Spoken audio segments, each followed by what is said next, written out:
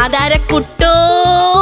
ചേട്ടൻ അച്ഛന്റെ ട്രക്കിന്റെ പെട്ടിന്ന് അടിച്ചു മാറ്റിയ ആധാരക്കുട്ടോ. ചേട്ടന്റെ അച്ഛന്റെ പെട്ടിന്ന് അടിച്ചു മാറ്റിയ ആധാരക്കുട്ടോ. ഇന്നൊരു രജിസ്ട്രാർ അങ്കിള് വരും. അപ്പം നിന്നെ ഞങ്ങള് സ്വന്തമാക്കും. എന്ന് ഇത് കണ്ടോ?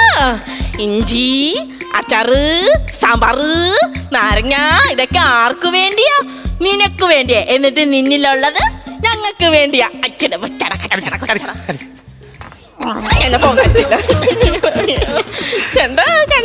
തലോടിക്കുന്ന വെള്ളം എടുത്ത് കുളിപ്പിക്കരുതേ. അയ്യ, എനിക്കറിയാം എന്തോ ചെയ്യണം എന്തോ ചെയ്യണ്ടെന്ന് വൃത്തിയായിട്ട് അറിയാം കേട്ടോ. അന്നാലും നീ എങ്ങനെ ഒപ്പിച്ചെടുത്തോടി ഇത്? എങ്ങനെ കണ്ടുപിടിച്ചത്? ടൈറ്റാനിക് കപ്പല് കടലിന്റെ അടിത്തട്ടിലുണ്ടെന്ന് കണ്ടുപിടിച്ചതേ ഞാനാ. പിന്നെ നിങ്ങൾ അച്ഛന്റെ മടിത്തട്ടിരിക്കുന്ന ഒരു ആധാരം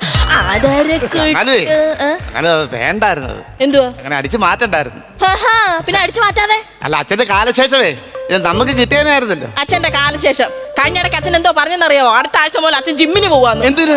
നിങ്ങൾ എന്നോട് കിടന്ന് ചാടിയിട്ട് കാര്യമില്ല. ഇതെല്ലാം അച്ഛനോട് എന്ന് പറയണം. അച്ഛന്റെ മുഖത്ത് നോക്കി എനിക്ക് പറയാൻ തോന്നുന്നില്ലേ? പേടിയാണോ? എനിക്ക് ചിരി വരും. എന്തുവാ? അച്ഛന്റെ പുരിക കാണാൻ അറിയാൻ മേത്തൊരു മുറുക്കൊട്ടാക്കി വെച്ച പോലെ. ആ മുറുക്കിന്റെ ഈ പഴംപൊരി ആലോചിച്ച് വേണം. അതെ, പെങ്ങയുടെ പേരില് വസ്തു എന്റെ കയ്യിലാക്കി കഴിഞ്ഞാലേ ഞാൻ ഒരു കാര്യം ചെയ്യും. പെങ്ങൾക്ക് കൊടുക്കാനില്ലല്ലോ. പെങ്ങൾക്കെല്ലാം കൊടുത്തിട്ടില്ലേ പറഞ്ഞു വിട്ടത്?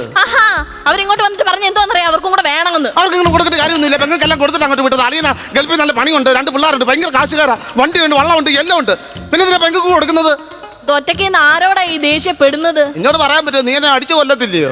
അതെ അതെ അതെ, പേരിലായി കഴിഞ്ഞു കഴിഞ്ഞാലേ ഞാൻ ഈ വീടും വസ്തു ഒക്കെ അങ്ങ് വിൽക്കും. എന്നിട്ട് ഞാൻ എറണാകുളത്ത് പോകും. എറണാകുളത്തോ? പോകും.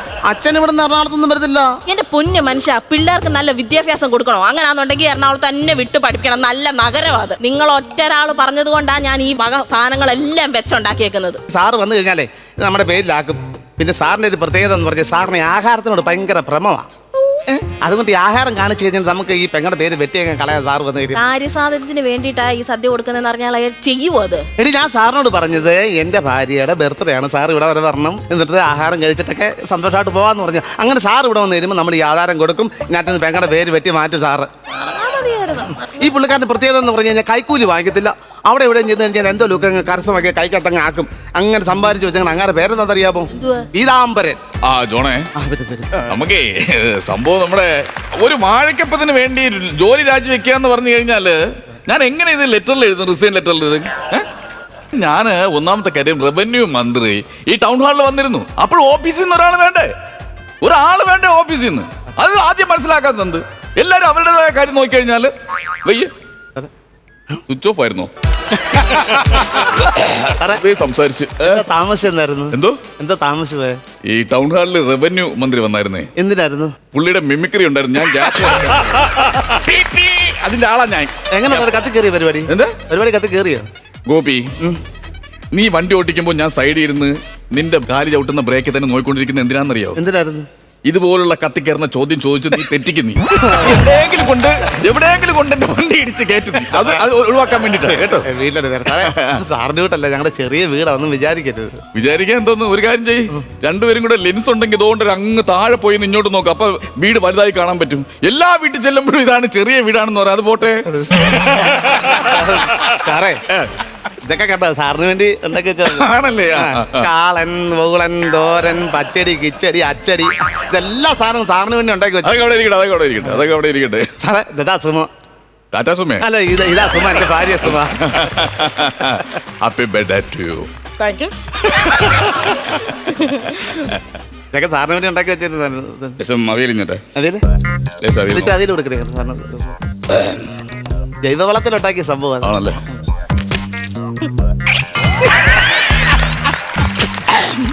കൈയുണ്ടോ അവിടെ? ഓ, ഇങ്ങനെ കേട്ടോ. കൈപ്പുണ്യ. Happy birthday. പച്ചടി ഹാപ്പി ബർത്ത്ഡേ. Happy birthday.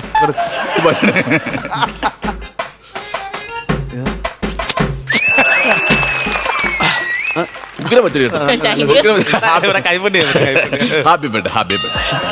ചിടിച്ചക്ക നോക്കട്ടെ. ചിടിച്ചക്ക എല്ലാം വെച്ചേക്കുമല്ലേ? ചിടിച്ചക്ക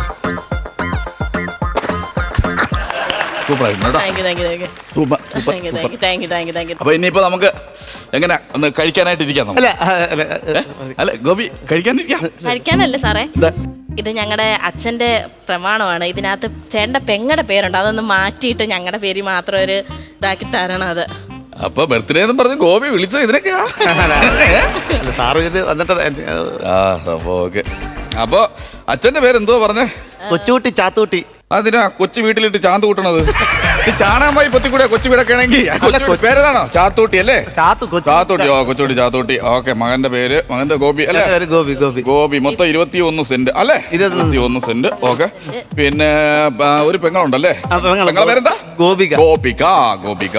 അവക്ക് കൊടുക്കേണ്ട കാര്യമില്ല, അതങ്ങ് വെട്ടി കളഞ്ഞാൽ മതി ആ പേര്. ഗോപിയുടെ പേര് സാറങ്ങ് വെട്ടി എങ്ങളാണ്. നാരങ്ങ തരാം ഉണ്ട്. ആണല്ലേ? ചുറ്റുവട്ടത്തെ ആൾക്കാരെ കൊണ്ട് ഭയങ്കര ശല്യം കേട്ടോ സാറേ. ആണല്ലേ? ഈ അയലോക്കൊക്കെ എങ്ങനെ ആരൊക്കെയാ ഉള്ളേ? ഇപ്പൊ അവിടെ ആരും ഇല്ല, എല്ലാരും പൂട്ടിക്കൊണ്ട് പോയി. അത് അതെന്താ നിങ്ങൾ ഇങ്ങനെ കിടന്ന് വെള്ളം വെക്കുന്നുണ്ടാണോ എല്ലാവരും കൂട്ടിക്കൊണ്ട് പോയി? ഓക്കെ. അപ്പൊ